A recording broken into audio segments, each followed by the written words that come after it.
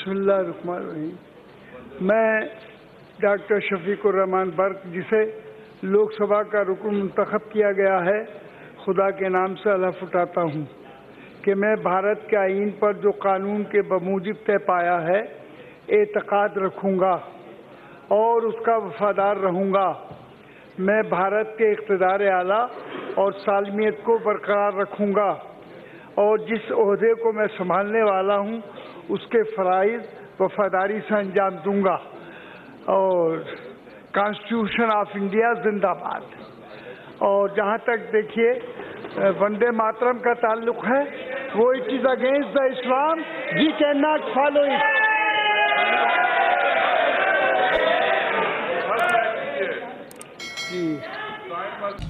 नमस्कार, आदाब। आज हमारे साथ जो शख्सियत मौजूद हैं, मेरे हिसाब से उनको किसी इंट्रोडक्शन की ज़रूरत तो है नहीं, लेकिन फिर भी मैं आपको बता दूं कि उत्तर प्रदेश की राजनीति में और हिंदुस्तान की राजनीति में ज़हीन तरीन शख्सियत, संभल से सांसद और 5 बार के सांसद और 4 बार के विधायक, 1 बार के मंत्री, आली जनाब डॉक्टर शफीकुर रहमान बर्क साहब हमारे साथ मौजूद हैं। बहुत बहुत स्वागत है, बहुत बहुत इस्तकबाल है आपको भारत गज़ेट। शुक्रिया शुक्रिया। तो बर्क साहब, मैं शुरुआत यहाँ से करना चाहूँगा जी कि जहाँ तक मुझे इल्म है आपकी पैदाइश 1930 के तकरीबन की है।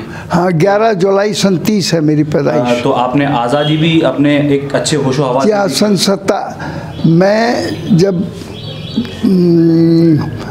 15 जनवरी 1947 को हिंदुस्तान आज़ाद हुआ तो मैं 9th में पढ़ता था। जी।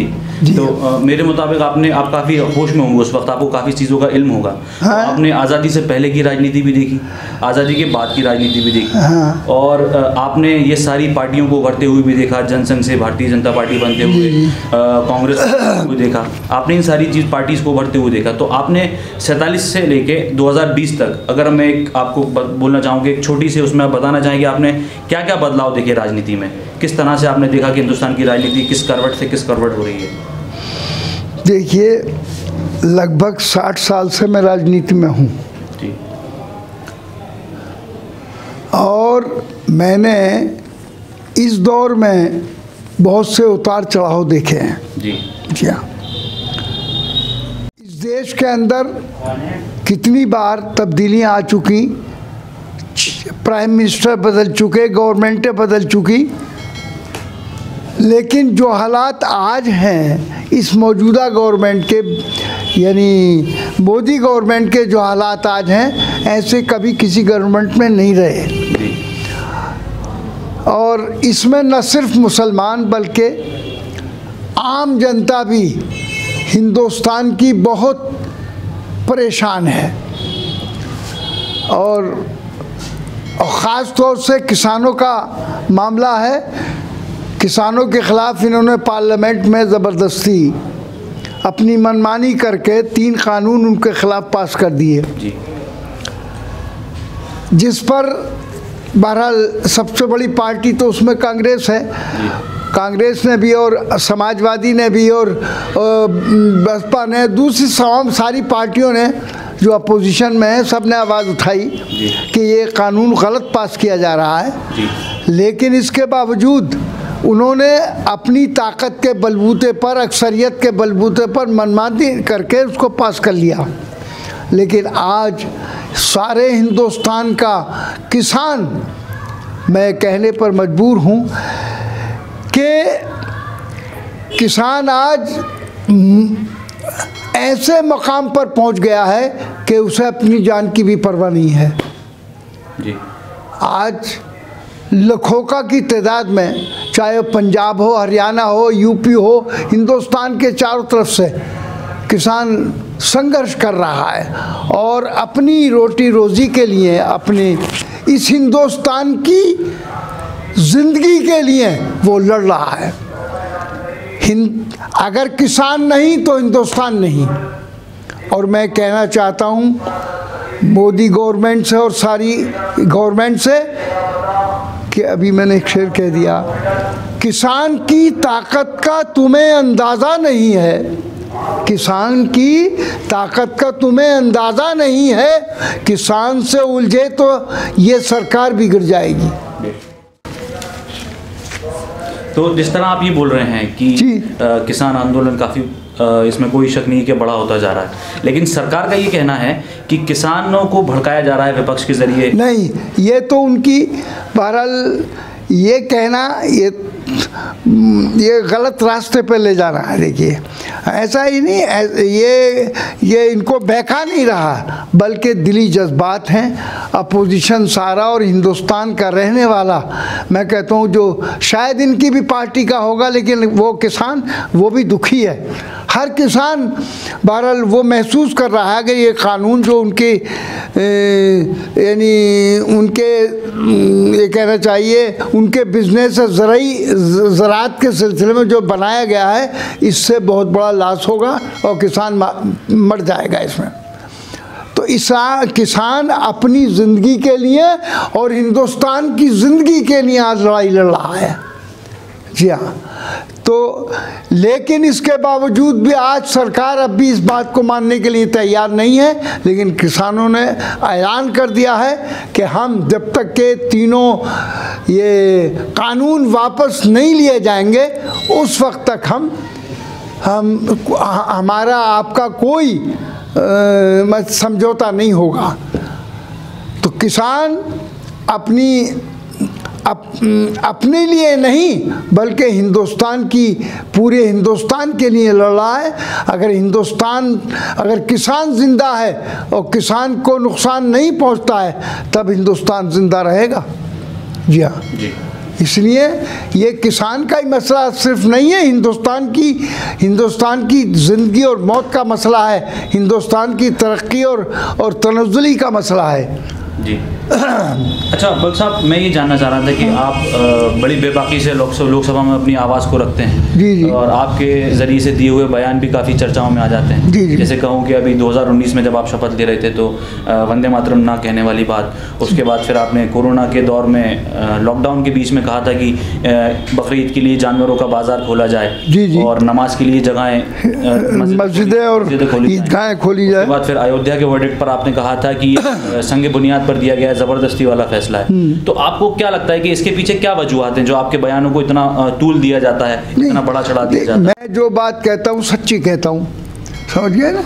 मेरा उसमें अपनी ज़ाती कोई गरज नहीं होती, बल्कि कौम की और मुल्क की भलाई के लिए जो बात कही जाएगी वो हर एक के दिल को छुएगी वो बात हो। जी। तो मेरा इसमें कोई ज़ाती मफाद तो होता नहीं कि साहब मुझे इससे इतना नफ़ा हो जाएगा, ये बात कह दूंगा, नहीं। बल्कि जो कुछ भी दिल से कहता हूँ और मुल्क की भलाई के लिए कहता हूँ। आज चीन हमारे सर पर बैठा है, खड़ा है।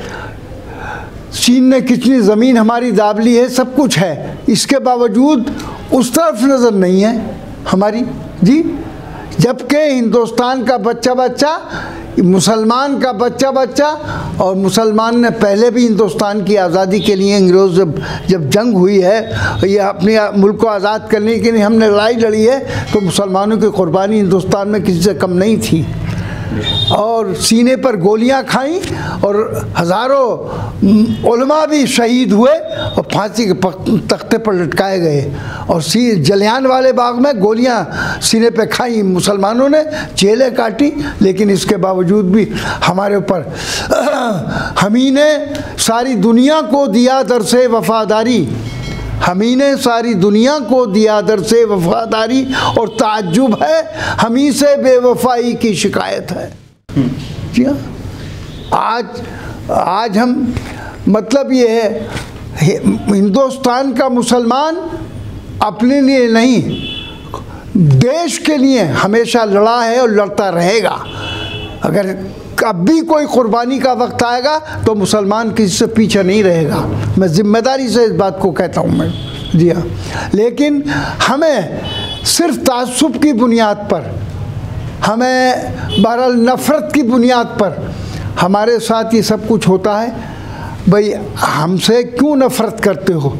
ये हिंदुस्तान सबका है, तुम्हारा ही नहीं, किसी एक कौम का नहीं है, एक बिरादरी का नहीं है हिंदुस्तान में जितने भी रहने वाले वो सब उसके मालिक हैं, और सब को उनका अपने मुल्क का सबके दिल में दर्द है। तो काम बजाय इसके कि हमसे काम ले, हमें मुल्क की तरक्की के लिए इस्तेमाल करें, बजाय इसके हमसे नफ़रत करके हमें उससे बहरहाल दूर करने की कोशिश करते हैं। इससे मुल्क का नुकसान हो रहा है, हमारा ही नहीं, मुल्क का पहले नुकसान हो जाता है। तो आज जिस मुल्क के अंदर कितनी बेरोज़गारी है, कितने लोग भूखे मर रहे हैं, कितने लोग यानी जो सर्विसों से में थे उनको अलहदा, लाखों को अलहदा कर दिया गया, आज बेरोज़गार हो गए, रोज़गार देने की बजाय बेरोज़गार बनाया जा रहा है हिंदुस्तान में। तो इन सारी चीज़ों पर कोई तवज्जो नहीं है। अच्छा, तो मैं डॉक्टर साहब, मैं ये जानना चाहूँगा कि मेरे हिसाब से आपको 50 साल से ज़्यादा राजनीति में हो गए हैं। जी जी। और आप अक्सरियत में सिर्फ कौम की मिल्लत की बात करते हैं, तो आपने तब से लेकर अब तक सिर्फ कौम की और मिल्लत की ही सियासत। देखिए, जहाँ तक इसका ताल्लुक़ है, मैं मुसलमान हूँ, मैं चुन कर आता हूँ, कभी बैकडोर से नहीं आया, न राज्यसभा में आया न MLC में आया। मैंने हमेशा डायरेक्ट चुनकर पब्लिक ने मुझे चुनकर, यही नहीं कि मुझे सिर्फ मुसलमानों के वोटों से हो जाता हूँ, दलित भी मुझको वोट दे रहा, हिंदू भी और दे रहे हैं, और हिंदू भाई भी, तो सब वोट देते हैं, तो मैं चुनकर आता हूँ। तो मैं बहैसियत मुसलमान के, मैं मुसलमान की बात करता हूँ, पूरी मिल्लत की बात करता हूँ, पूरे मुल्क की बात करता हूँ। मैं हमेशा मेरी लड़ाई कौम और मिल्लत के लिए है और लड़ता रहूँगा इसको जब तक मैं ज़िंदा हूँ। बहरहाल मैं चाहता हूँ कि हमारा मुल्क तरक्की करे, आगे बढ़े और दुनिया में उसका एक अलहदा मकाम हो, लेकिन इसके लिए सबकी ज़रूरत है। जब तक सारी कौमों को मिलाकर, आप सबको मिलाकर, मुसलमान को तो अछूत भी नहीं है बेचारा, कुछ को अछूत बना रखा है, बग़ैर उनके भी काम नहीं चलेगा। तो इसलिए मैं चाहता हूँ कि सब इस देश को अगर आगे बढ़ाना है तो बीजेपी जैसी जहनियत के लोगों से ये देश नहीं चलेगा। आज हिंदुस्तान के अंदर, हिंदुस्तान का अवाम बदलाव चाहता है, गवर्नमेंट वो ऐसी गवर्नमेंट चाहता है जो सबके लिए सब काम करे, मुल्क के लिए काम करे, और उस मुल्क में जो जितने भी लोग हैं सबके साथ बराबरी का सलूक हो, सबको इस्तेमाल किया जाए और अच्छे कामों के, चाहे अगर मुल्क अगर हमारा किसी वक्त खुदा न ख्वास्ता कोई ख़तरा आता है तो सारा मुल्क ही जुटेगा, तभी मुल्क बच पाएगा। तो इसलिए मुसलमानों के लिए मैं ज़िम्मेदारी से, मुसलमान की हैसियत से मैं कह रहा हूँ कि मुसलमान एक कदम पीछे किसी से हटेगा नहीं, सबसे आगे बढ़ चढ़ कर हिस्सा लेगा मुल्क के अंदर। जब भी मुल्क पर कोई बुरा वक्त आएगा, अच्छा, तो ना मुसलमान ने कभी पीठ दिखाई है, ना दिखाएगा कभी। अच्छा डॉक्टर साहब, जिस तरह आप मुसलमानों की हौसला अफजाई कर रहे हैं, तो क्या आपको नहीं लगता कि कभी कहीं मुसलमानों की भी गलती होती है, और अगर होती है तो क्या उनकी ठीक ढंग से मजम्मत? ना, मैं तो खुद कहता हूँ कि मुसलमान को अपनी सफ़ों में भी इत्तेहाद की ज़रूरत है। जब तक हम अपनी सफ़ों में इत्तेहाद पैदा नहीं करेंगे, हम मिलजुल कर नहीं अपने मसाइल को हल नहीं करेंगे। बहुत से मसाइल ये हैं कि जो हम मिलजुल कर ख़ुद ही हल कर सकते हैं, उसमें हमें किसी की उसकी मदद की भी ज़रूरत नहीं है। लेकिन इसके बावजूद मैं हमेशा मैं कहता हूँ भाई, कौम में आज अपने मसाइल को हल करने के लिए, भाई हमारी यहाँ हिंदुस्तान में 40 करोड़ मुसलमान, मैं कहता हूँ, मैं पार्लियामेंट में कह चुका हूँ कि जब सन 97 में वो डिबेट हुई थी पार्लियामेंट के अंदर, तब मैंने कहा था कि 30 करोड़ मुस्लिम लिव इन इंडिया। 30 करोड़? हाँ, मतलब सेंसस से तकरीबन 10 करोड़ ज़्यादा है। सेंसस से तकरीबन 5-7 करोड़ ज़्यादा नहीं, 500 का क्या, सेंसस से तकरीबन 5-7 करोड़ पॉपुलेशन ज़्यादा आपके अनुमान के अनुसार। हाँ, तो वो जो कहते हो, फिर मैंने सन ये बसपा के दौर में जब मैं था, तब मैंने उसमें तकरीर की थी, तब मैंने उसमें कहा था कि अब 40 करोड़ मुसलमान है इस देश के अंदर। लेकिन ये हमें सही उसकी फिगर नहीं देते, सही फिगर नहीं बताते, इसलिए कि मुसलमानों का हौसला न बढ़ जाए। तो मुसलमानों का हौसला बढ़े ना बढ़े, लेकिन हमें मुल्क के भलाई के लिए, मुल्क की तरक्की के लिए सबको डेवलप करना है। सबको जब हम डेवलप करेंगे, सबको साथ लेकर चलेंगे, तो इससे मुल्क हमारा ताकतवर होगा। फिर चीन की हिम्मत नहीं है जो हमारे मुल्क की तरफ झांक सके। वो अब क्यों झांक रहा? को देख रहा कि इनके यहाँ तो बहुत डिस्प्यूटेड है मामला, बहुत टूट आपस में सब ये सारा मुल्क ही एक नहीं है। तो इसलिए हमें मुल्क को मजबूत करने के लिए इत्तेहाद की ज़रूरत है। और इत्तेहाद ये नहीं कि सिर्फ मुसलमानों का हो या सिर्फ हिंदुओं का हो या सिर्फ जाटवों का हो या क्यों, बल्कि सबके इत्तेहाद की सारे हम ऐसे हालात पैदा करें जिससे कि जो भी यहाँ के रहने वाले हैं उनके मसाइल में कोई रुकावट न पड़े, उनकी तालीम के लिए सबके लिए बराबर सोचा जाए। उसमें तासुब की निगाह से जब कोई काम किया जाएगा तो उसमें इंसाफ नहीं मिलेगा। इसलिए ईमानदारी से आज हिंदुस्तान के अंदर मुसलमानों को तालीम की बहुत ज़रूरत है। और मैं कहता हूँ, मैं अपनी कौम से भी कहता हूँ, दूसरों से भी कहता हूँ कि मैंने एक नारा दिया था कि टीच वन ईच वन। हर हमारा कौम का लोग खुद अपने बच्चों को जो पढ़ा सकता है, एक गरीब आदमी को पढ़ाना चाहिए। एक पड़ोसी का एक बच्चे की भी पढ़ाने की जिम्मेदारी ले ले तो फिर सारा मुल्क के बच्चे पढ़ जाएंगे। जी हाँ। तो इन और आगे बढ़िए। डॉक्टर साहब, तो जैसे आप बोल रहे हैं इत्तेहाद कायम होना चाहिए सबके बीच, तो क्या आपको इस बात का एहसास है कि मुसलमानों में खुद में हिकमत अमली की कमी? हाँ, हम में भी कमी है, ये बात नहीं। मैं ये नहीं कहता भाई हमारे अंदर भी कमी है, हम भी अपनी कमी को दूर करें। यानी हम आपस में जब तक इत्तेहाद पैदा नहीं करेंगे, आपस में मिलजुल कर एक दूसरे की हमदर्दी हमें नहीं होगी, तो इससे हमें जो जितना फ़ायदा मुल्क के अंदर हमें मिलना चाहिए तो वो नहीं मिल पाता, आज नहीं मिल पा रहा वो। तो ज़रूर डॉक्टर साहब, अगर अब हाल ही की बात करें, अभी हाल ही की बात करें, हाँ। तो उत्तर प्रदेश की योगी सरकार ने लव जिहाद पर कानून पास किया है। हाँ। और इसी के मद्देनज़र शिवराज सरकार मध्य प्रदेश की वो भी करने को कह रहे हैं, और भी 2-3 स्टेट जो बीजेपी रूल हैं वो भी लव जिहाद पर कानून पारित। भाई देखिए, ये मुल्क के जो हालात हैं, मुल्क के हालात बहुत ख़राब हैं आज भी। तो उन चीज़ों से कि यहाँ पर बलात्कार हो रहा है, आपने देखा कि इसमें ही क्या नाम है, वो कौन सा है जहाँ पर वो लड़की का हुआ है, वही हाथरस में एक यानी दलित लड़की के साथ में जो बलात्कार हुआ तो उसमें गवर्नमेंट तो बहरहाल उसको सही उसका इलाज नहीं कर पाती, तो आवाम ने उसमें आवाज़ को उठाया, सारा अपोजिशन ने उठाया उसको, और ये कहा कि ये जो जुल्म हो रहा है और ये ज़्यादती हो रही है, और ख़ुसूसन यानी यूपी सरकार के अंदर हमारे जो वो हैं क्या नाम है उनका, चीफ मिनिस्टर योगी साहब, बहरहाल उनकी गवर्नमेंट में, उनकी यूपी गवर्नमेंट में जो ये यानी मुल्क का निज़ाम बहुत ज़्यादा ख़राब है। लोगों को बलात्कार नहीं, सड़कों पर लोग चलते चलते लुट जाते हैं, कहीं डकैतियाँ हो रही हैं, कहीं कत्ल हो रहे हैं, सारी चीज़ें हो रही, क्यों हो रही हैं? इसको क्यों नहीं रोका जाता इसके लिए? जी, तो इसके तो अवाम की नज़र हटाने के लिए इधर से उसकी के ख़यालात बदलने के लिए कि वो इधर लगा हुआ है कि एतराज़ कर रहा है, तो वो ये चाहते हैं कि लव जिहाद ले आए। अब लव जिहाद से मुसलमान उधर उलझ रहा है, मुसलमानों के लिए सिर्फ ख़ास तौर से काम की। अरे ये इसमें जब हमारा सुप्रीम कोर्ट ये कह रहा है कि ये जुर्म नहीं है, तो आप जुर्म कैसे बता रहे हैं उसको? आपने कैसे ऑर्डिनेंस पास कर दिया? डॉक्टर साहब, लव जिहाद के कानून आने से पहले भी और बाद भी काफ़ी बच्चियों के इंटरव्यूज़ भी आए, जैसे अभी परसों ही बरेली में एक ओवैस खान करके एक लड़के को पकड़ा है। हाँ। लड़कियां बोल रही हैं कि ज़बरदस्ती फोर्सफुली उनका धर्मांतर किया गया। तो अगर ये चीज़ें भी तो सामने आ रही हैं, तो वो इसकी दलीलें पेश कर रहे हैं कि इस वजह से लव जिहाद का कानून लाना पड़ा।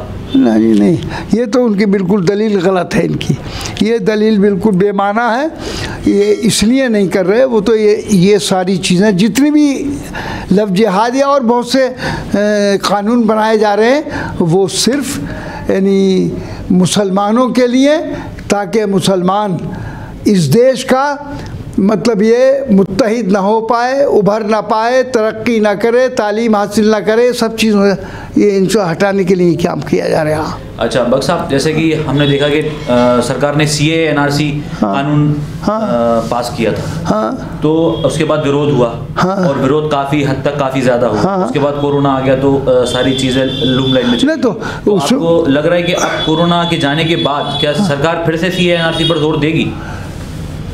इनका क्या भरोसा, क्या है इनका भरोसा? कुछ नहीं है, दे सकते हैं। इनके इन हालात से जाहिर हो रहा है कि ये हालात देख चुके हैं कि उसके NRC के सिलसिले में पूरे देश के अंदर कितनी बगावत हुई है, कितनी मुखालफत हुई है और जगह जगह धरने दिए गए, यहाँ तक कि मुसलमान औरतें बाहर नहीं आती थी निकल कर। इस मौके पर वो भी धरनों पर बैठ गई और उन्होंने सख्त तरीन एहतजाज किया उन्होंने। तो इससे हमें भी सबक लेना चाहिए और उन्हें ये ना समझना चाहिए कि हम अब इसके बाद में करोना आ गया, अब करोना से अब ये देख लो, इसमें किसका हाथ है भाई? इसमें तो इस कुदरत का निज़ाम है। मैंने तो खुद कहा था बकरीद के मौके पर कि ये कोरोना जो है इसका न तो कोई पूरी दुनिया को इलाज कर सकी आज तक, ना कोई वैक्सीन बना सकी, ना कोई मर्ज बता सकी। तो मैं ये समझता हूँ ये बीमारी कोई नहीं है, अल्लाह का अजाब है। उस वक्त मैंने कहा था जिस पर इनको बहुत नागवारी गुजरी, तो मैंने कहा कि सारे मस्जिदों को खोल दिया जाए और उस बकरीद के मौके पर, ताकि हम इकट्ठे होकर अल्लाह की बारगाह में गिड़गिड़ाएँ, आंसू बहाएं और इस बात की कोशिश करें कि अल्लाह हमसे राज़ी हो जाए। इसमें तन्हा मुसलमानों का मसला नहीं था, सारी दुनिया के इंसानों का मसला है ये, और आज भी वो बरकरार है। तो इसके लिए फिर मैं ये कहना चाहता हूँ कि हमें सबको, कोई किसी भी मज़हब का है, अपने मज़हब के एतबार से बहरहाल अल्लाह से, अपने गॉड से, उससे तो तौबा करनी चाहिए और उससे माफ़ी मांगनी चाहिए कि हमसे जो गलतियाँ हो रही हैं उनको माफ़ कर दे अल्लाह, तभी हम बच सकते हैं। ठीक, तो डॉक्टर साहब जैसा आपने बताया कि आप मिल्लत के लिए सियासत करते हैं, मिल्लत की आवाज़ को उठाते हैं, उनकी परेशानी। देखिए, मेरा सियासत का मकसद अपने आप को डेवलप करना या अपने घर वालों को नहीं है, बल्कि मेरा जो मकसद है ज़िंदगी का कि मैं, अल्लाह ने मुझे यहाँ पर सारी दुनिया को भेजा है, मुझे भी भेजा है, लेकिन मुसलमानों के समझ चाहिए कि मुसलमानों को पासबानी के लिए भेजा गया है, सोने के लिए, आराम करने के लिए नहीं भेजा गया। मुसलमानों को इस दुनिया के अंदर खिदमत करें और खिदमत खल्क के लिए अल्लाह के रसूल ने हुक्म दिया है। लेकिन हम खिदमत खल्क इससे तो होगी नहीं कि पैसे 1 लाख रुपए जेब में डाल लिए, उसका काम जाइए हमने तुम्हारा काम कर दिया, ये खिदमत खल्क नहीं है। खिदमत खल्क वो है कि जिसमें आदमी का कोई लालच नहीं हो, कोई पैसे का या किसी और चीज़ का लालच ना हो, और वो सिर्फ खुदा के लिए, खुदा के राज़ी करने के लिए उन लोगों की जो गरीब हैं, जो बेसहारा हैं, या कोई बड़ा छोटा भी है, उसका जायज़ काम है, तो उसको करने के लिए हमें मतलब हौसले की ज़रूरत है। जी, मैं आपसे कहना चाह रहा था कि आप क्या पैगाम देना चाहेंगे कि मुसलमान सही रास्ते पर चल के अपने हक़ के लिए किस तरह? हाँ, देखिए, मैं तो मुसलमानों से ख़ास तौर से पहला तो पैगाम ये है कि सबसे पहले मुसलमान तालीम की तरफ तवज्जो दें। तालीम ही सारी चीज़ों का रास्ता है, हमारी तरक्की का भी, हमारे सुधार का भी, हमारे सोसाइटी का भी। बहरहाल बग़ैर तालीम के ना कोई आदमी सही तरीके से बिज़नेस कर सकता है, ना कहीं अच्छी जगहों पर मुलाजमत में जा सकता है, नौकर हो सकता है। तो बहरहाल जो भी काम होगा, अपना काम हो या गवर्नमेंट का काम हो या मुल्क का काम हो, किसी का काम हो, वो काम अगर वो पढ़ा लिखा इंसान है और उसमें तालीम है तो उससे वो सही तौर से काम करेगा और अपनी भी कौम की भलाई करेगा और दूसरों की भी भलाई करेगा। तो मेरा ये मैसेज है कि सबसे पहले तो हम अपने देश के अंदर जितने भी मुसलमान हैं, हम खुद भी अपनी सोसाइटी के अंदर बहरहाल मुसलमानों को, अपने बच्चों को पढ़ाने की कोशिश करें। इसी से हम आगे बढ़ पाएंगे। और यही नहीं, अगर कोई गैर मुस्लिम का भी बच्चा हमारे पड़ोस में रहता है और वो गरीब है और हम इस काबिल हैं कि अपने बच्चों को पढ़ा सकते हैं, तो हमें उसे भी पढ़ाना चाहिए। ये बहुत अच्छी बात है। हाँ। अच्छा, आपके सियासी तजुर्बे को देखते हुए मैं आपसे ये जानना चाह रहा हूँ कि आप हिंदुस्तान की जमहूरियत को किस तरफ जाते हुए देख रहे हैं? देखिए, भविष्य में जमहूरियत है हिंदुस्तान में, लेकिन जमहूरियत के जो माना है उसका सही इस्तेमाल नहीं हो रहा। तो जमहूरियत को एतबार से अगर काम किया जाएगा तो मुल्क में ये जो हालात दिखाई दे रहे हैं आपको, नफ़रत नहीं रहेगी फिर उसमें। जी हाँ, नफ़रत जब ही दूर हो सकती है जब जमहूरियत का सही इस्तेमाल हो। और जमहूरियत चाहती ये है कि भाई सबके साथ अच्छा सलूक हो, किसी के साथ जुल्म ज़्यादती ना हो, नाइंसाफ़ी ना हो, यही जमहूरियत है जी। और ये जमहूरियत भी इस्लाम की देन है। मेरे रसूल सल्लल्लाहु अलैहि वसल्लम सबसे पहले उन्होंने जमहूरियत का जन्म दिया। जी सर जी। तो जैसे मैंने आपसे इससे पहले ही पूछा कि आपने मिल्लत की सियासत की है, मिल्लत के हक़ की आवाज़ उठाई है। तो अगर आज के दौर में देखें तो जो मुसलमान यूथ है, मुसलमान नौजवान है, वो ज़रा सी बात पर बहुत भड़क से जाते हैं और एकदम ये तालीम की कमी है, आगोश में आ जाते हैं। ये तालीम की कमी है। चूँकि मुसलमान पढ़ा लिखा कम है तो वही लोग छोटी छोटी बातों पर आपस में भी लड़ते हैं। ये नहीं दूसरों से लड़ते हो, आपस में भी बहुत लड़ाइयाँ कर लड़े। तो उनके लिए आज भी हम ये कहते हैं कि भाई मुल्क में रहना है तो हमें कौम का भी काम करना है, मुल्क का भी काम करना है। हमें अपनी ज़िंदगी गुजारने के लिए बहरहाल सही रास्ता जो हमारे रसूल सल्लल्लाहु अलैहि वसल्लम ने हमें बताया, इस्लाम बताया, उन पर भी बरकरार रहना, कायम रहना चाहिए। उनके मुताबिक अगर हम ज़िंदगी गुजार तो हमारा समाज भी संभल जाएगा, सोसाइटी हम भी संभल जाएंगे, दूसरों को भी संभाल देंगे। इस्लाम की जो सोसाइटी है वो उससे बेहतर साफ़ सुथरा निज़ाम कहीं नहीं मिलेगा इंशाअल्लाह आपको। तो मैं चाहता हूँ, मैं मुसलमानों से ये गुजारिश है मेरी कि इस वक्त बहुत तदब्बुर की और बहुत सब्र और ज़ब्त की भी ज़रूरत है और हालात को देखकर बहरहाल अपने फ़ैसले करने चाहिए। और हम इस हिंदुस्तान के रहने वाले में हम फ़ख्र है कि हम मुसलमान हैं जी। और अपने देश में रहते हैं, लेकिन हम देश के दुश्मन नहीं हैं। मुसलमान देश के लिए अपना खून कल भी दिया था, आज भी देगा इंशाअल्लाह जी। अच्छा, जैसे कि अब आपको मालूम है कि 2021 आ ही गया है। हाँ। 2022 में उत्तर प्रदेश विधानसभा के चुनाव। हाँ। तो आपके तजुर्बे से आपको क्या लगता है कि अब इस बार उठ किस करवट बैठ सकता है? क्या योगी आदित्यनाथ जी की सरकार? भाई हालात इस वक्त, वैसे मुल्क के हालात इस वक्त भी, बिहार में इलेक्शन हुआ जी। बिहार में इलेक्शन बीजेपी हार गई थी, हार रही थी, बिल्कुल हार रही थी। लेकिन और वहाँ पर तेजस्वी यादव ने जो झंडा उठाया और बहरहाल और सारी अपोजिशन पार्टियों ने मिलकर जो काम किया, तो बिल्कुल साफ मैदान दिखाई दे रहा था कि भाई यहाँ से ये वो कांग्रेस बीजेपी हार जाएगी मुकम्मल तरीके से। लेकिन रिजल्ट आपने देखा कि भाई कुछ हमारी गलतियों से, कुछ हमारी कमियों से, पब्लिक की आपस की, लेकिन पब्लिक की ख्वाहिश यही थी, नारा यही था कि इनको हटाओ, इनको भगाओ यहाँ से। और जीतने के कगार पर थे, लेकिन वक्त के फैसले जो हुए हैं वो बहरहाल वो हकीकत के ख़िलाफ़ हुए हैं।